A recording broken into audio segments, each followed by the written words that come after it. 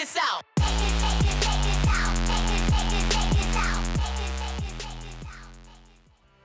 Hey everybody, I'm Giles and this is JDM World. In this video, we're going to take a look at my Devastator build. Now, if you don't know what a Devastator is, check the link below, go check it out. It's a enclosure from GSG Audio for running a 21-inch sub, and it's pretty crazy. It's a fairly involved build, and this video is going to be kind of long, but if you're going to build one of these, I suggest watching this thing all the way through so you can kind of see all the ins and outs of what you need to do to be successful. Now, to get started, we're going to talk about a few areas before we actually start watching the build itself. And first up, we need to talk about drivers, then we're going to need to talk about tools a little bit, some extra bits and pieces that you're going to need, and then a couple of notes. So first, let's talk about the drivers. There are three different drivers that you can use for this. There's the BNC, the Lavoce, and the Eminence. And like everything else, I've got links to those down below if you want to look at the specs for each one specifically. In this video, I'm using the Eminence driver, and there's a whole story around that. But it ended up being okay at the end. But if you want to see the drama, take a look. I think it'll be right up here. I'll have a link to the unboxing video, so you can take a look at that and see the process by which I got the driver and then kind of the drama associated with that. Now let's talk about tools and supplies. The tools and supplies that you'll need for this build are almost the same as any other GSG build. So if you've done one before, you have a good feel for it. If not, I'll run through them now. First off, you're going to need some glue.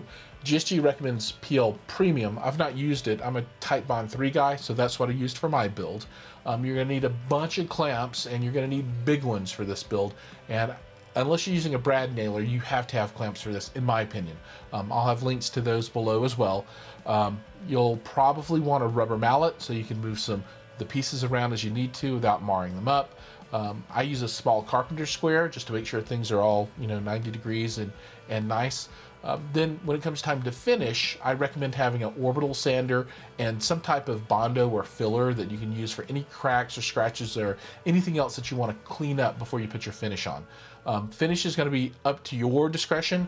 I used spray-on Duratex and it really worked well, but these can be finished in a million different ways. You can put veneer or laminate or roller paint or spray-on. That's going to be up to you. You're going to need some extra components, the final bits and pieces to put everything together. First and foremost is going to be the speak-on connector. You can use a regular speaker wire connector as well, but I'll have links to the speak-on that I used below.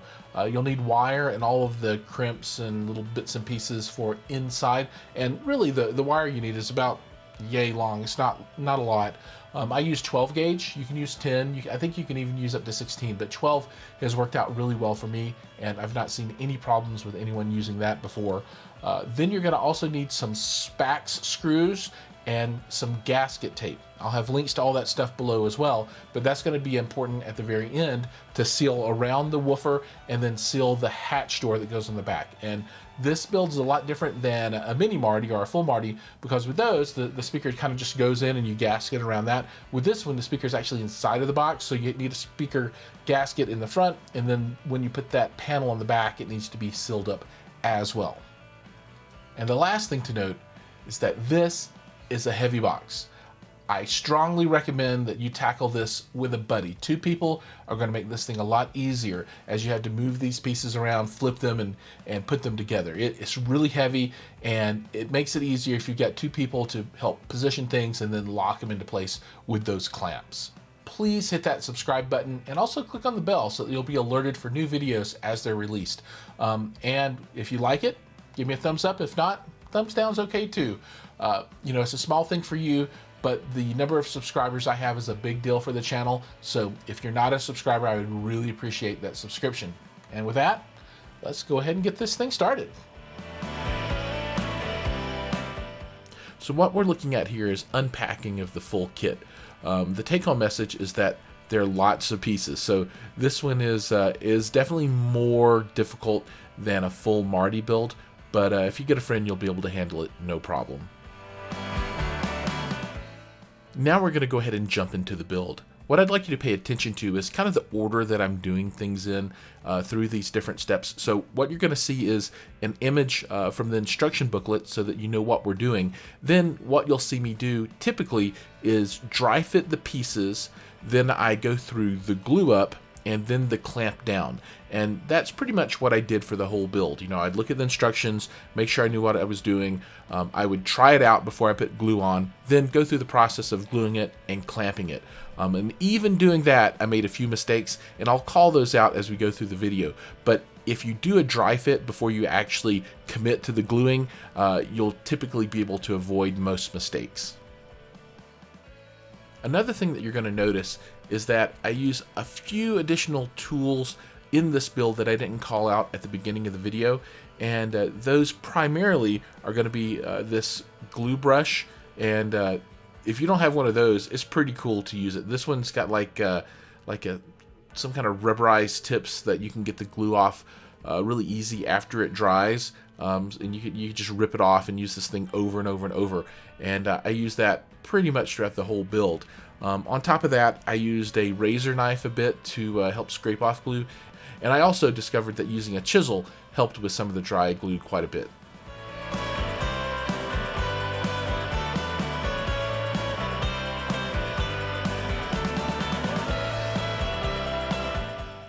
One thing I worried about quite a bit throughout the build was trying not to mark up all of these pieces on the concrete, so that's why you see me putting towels down and putting this stuff up on tires. I also discovered that when clamping, it's really great to be able to get the clamps under the bottom of this thing, and if you have it sitting on the floor, it's almost impossible to do.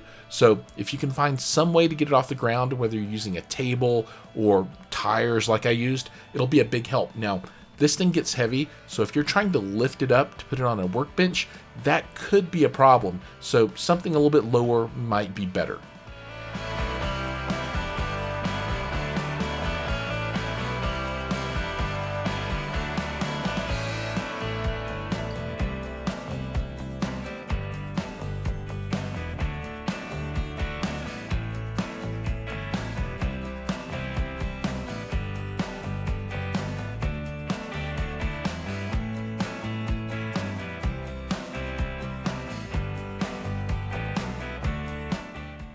One thing to reiterate here is that precision with the clamping and gluing of pieces, especially the ones where you're making things double thick, is really, really important, because what you're going to have to end up doing is sinking these pieces down into the other pieces, and if you have this stuff off a bit, it's just not going to fit well. So take time, and you know, as you can see, I'm checking every edge to make sure that everything is nice and flush.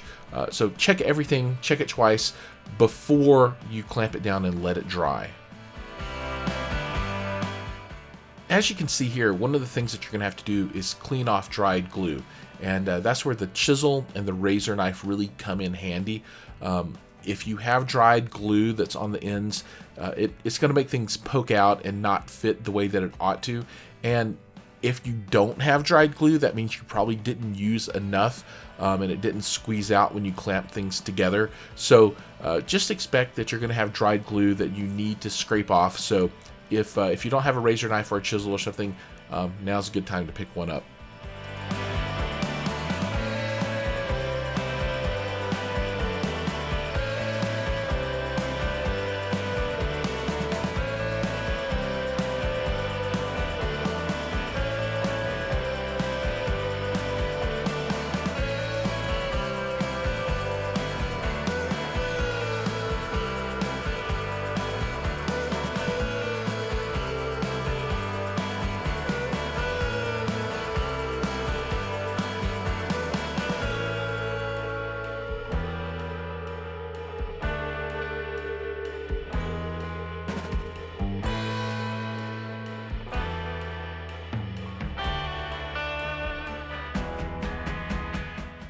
Installing piece number 2 might be one where you want to take some extra steps that I did not.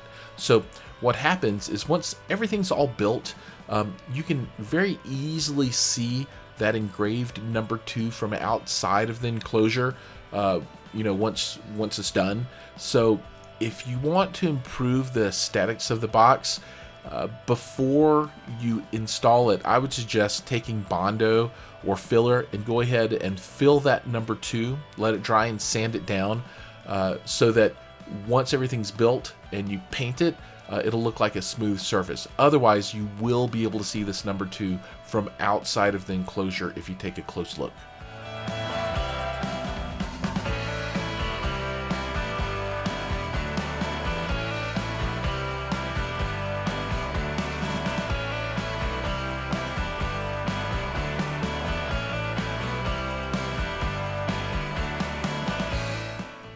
What we're building with these pieces is really the inside guts of the horn, or maybe the bandpass enclosure, however you want to think of it.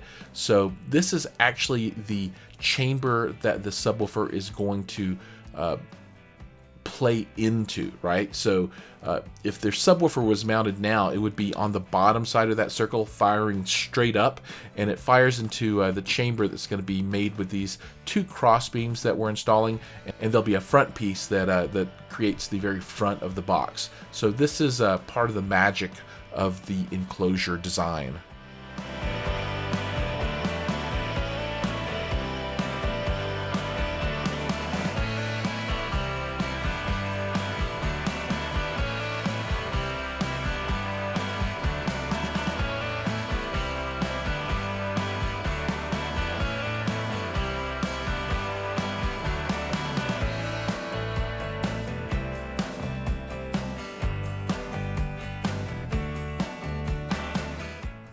Another thing that you're going to see me do in a lot of these different build phases is add glue to all of the internal joints, right? So I'll put glue on, like you're seeing here, on the edges, and I'll clamp everything down.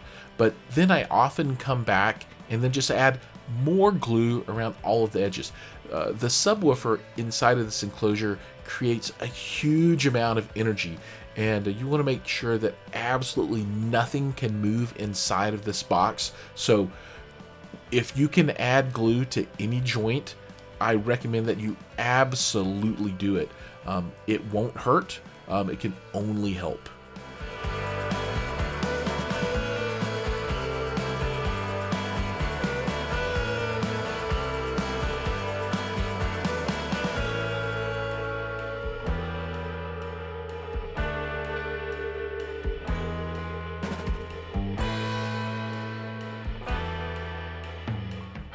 Fitting this side piece was really difficult for me.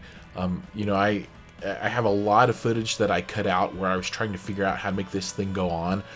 You know, things are off by just like a 16th or 1/8 or something, just a very small amount. So it was kind of difficult to get on there. So, you know, I ended up using the mallet and some clamps and stuff to move stuff around so that it would actually pop on. So the tolerances get pretty close here, so try and dry fit everything so that you know when you have a piece that's sticking, so that you don't put glue on prematurely and get yourself into trouble. So just dry fit and give yourself time, and make sure you know how things are going to fit together before you commit to the glue.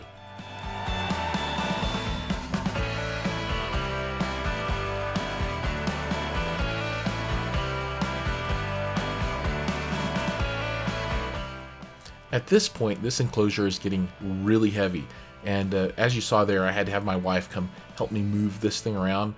So there's a lot of moving and things that aren't necessarily in frame where I have had help. So it looks like I might be doing most of this by myself, but that's not true at all. I've had tons of help moving this thing around.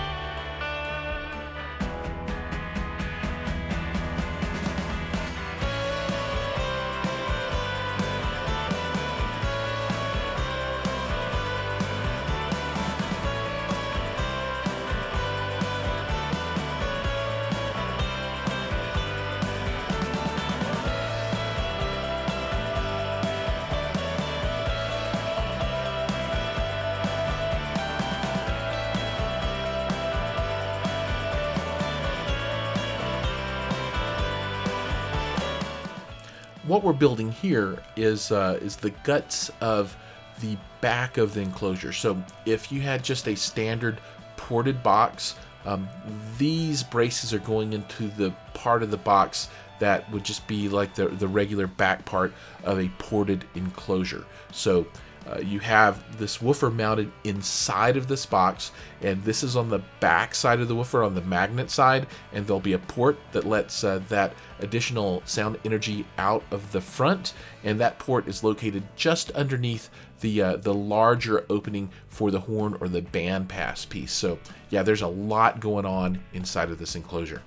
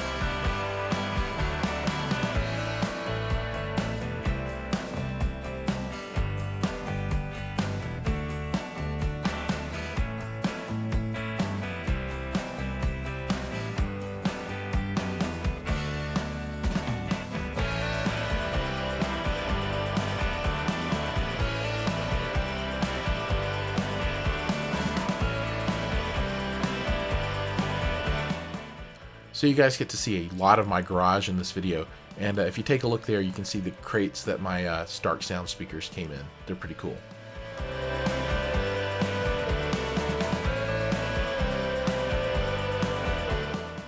Fitting this piece is another example of where things didn't all line up just perfectly. So I actually had to use that clamp reversed to bow the sides out just a little bit so I could get this piece to fit in, and then I could hammer it down.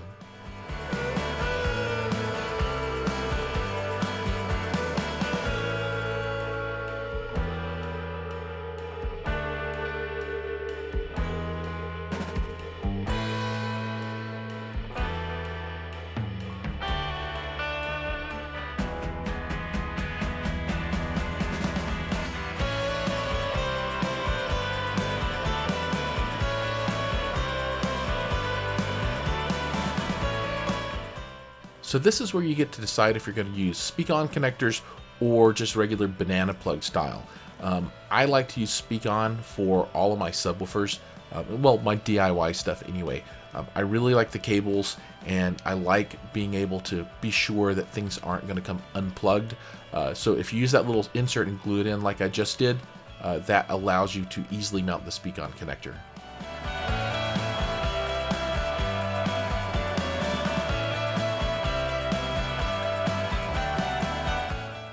And this step is one where I really screwed up bad. So if you look at that piece, you can see that there's glue all over it already. That's because I glued it in upside down, right? So I put it in backwards. Luckily, I figured that out before things had dried, and I was able to hammer it out. And yeah, once you get this thing in there, and if you let it dry, it's in forever. So be careful on that step.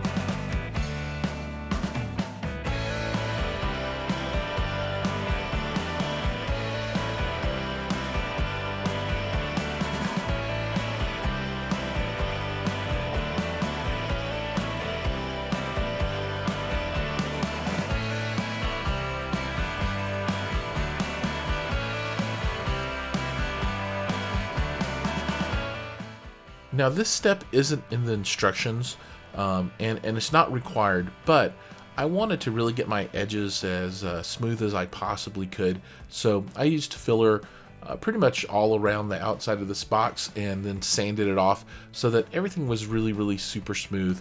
And it also kind of helps with paint absorption on those edges if you've got something covering them up.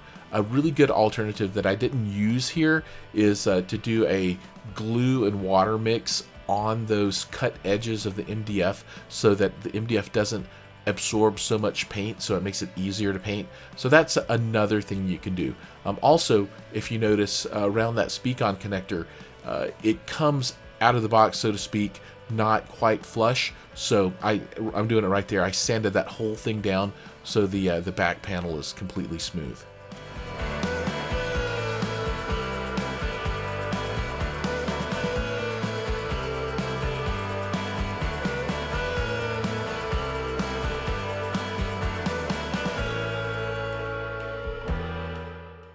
And now for paint. So I'm not going to go into the painting in this video because that's a whole video in and of itself, but I used Duratex with a little bit of water, and it's the spray grade Duratex with a really cheap paint gun that I got from Harbor Freight, and a air compressor that I already had. And I am no master of painting by any stretch of the imagination, but I was able to get a pretty good finish, and this is way better than rolling on Duratex. And also getting inside of those ports is really tough, so you want to pay a lot of attention there.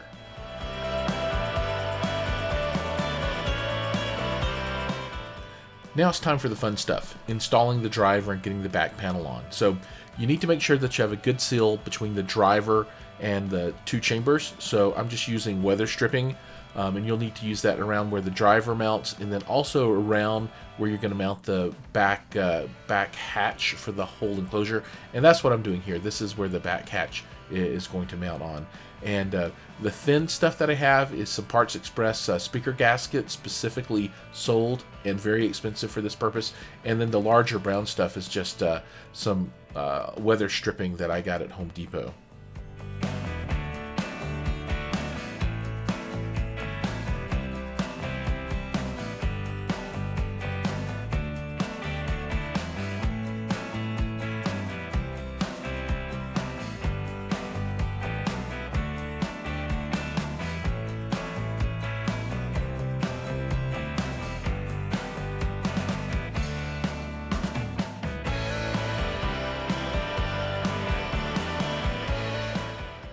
One step that you don't want to skip is pre-drilling your holes.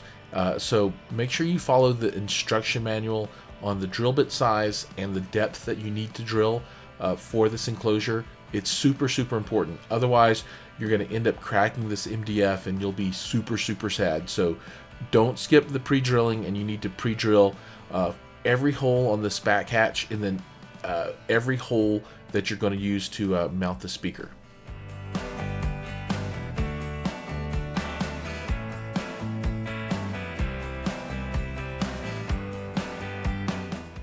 Be very careful when you put this speaker into the cabinet.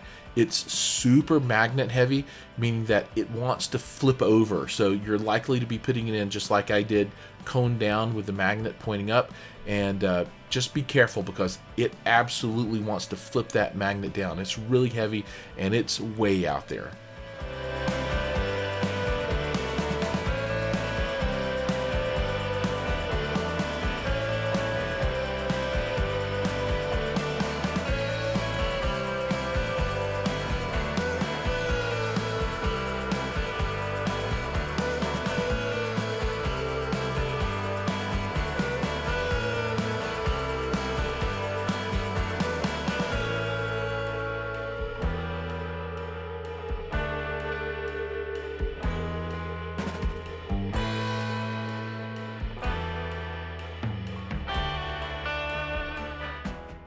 A common question people have is, what size speaker wire should I use inside of the box? I've used 12 gauge for every subwoofer build that I've done, and it's been absolutely sufficient. You could try 10 or even bigger if you want to, but I don't think there's really any value in that other than just spending a lot of money on cable. So I just started making those little custom cables and attaching to the speak-on connector myself. So very straightforward. and nobody's ever going to see this, so it doesn't have to be pretty, but I still like it to be pretty, and I use shrink wrap and other things on there just to make sure nothing comes apart.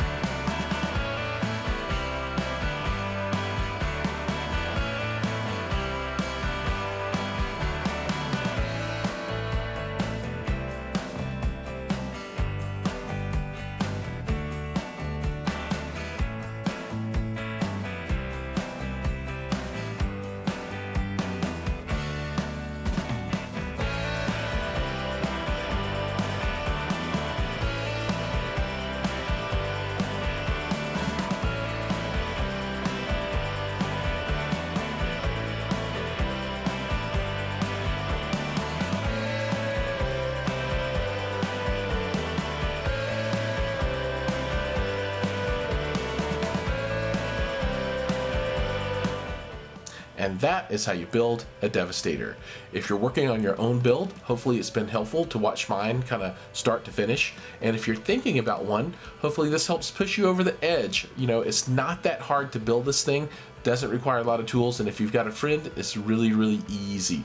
Now, this was the build video, and we had done the subwoofer unboxing video before, and next we're going to do the performance video. This is where we pull out REW, take measurements, and see what the curve looks like. You know, how much bass does it really put out at 20 hertz as opposed to 60 hertz, right? This is supposed to be a mid-bass monster, but everyone wants low bass in their home theater, and you know, you're talking 20 hertz, you know, 30 hertz and down. So we're going to see what this thing can do. Remember, when you set this up, you still have to have a high pass filter to protect it against those low frequencies, you know, making the sub go crazy and killing itself. And then also, you need to bump up 20 hertz on this to make the curve a little bit more flat. And we'll talk about all those settings in the next video. So thanks for watching.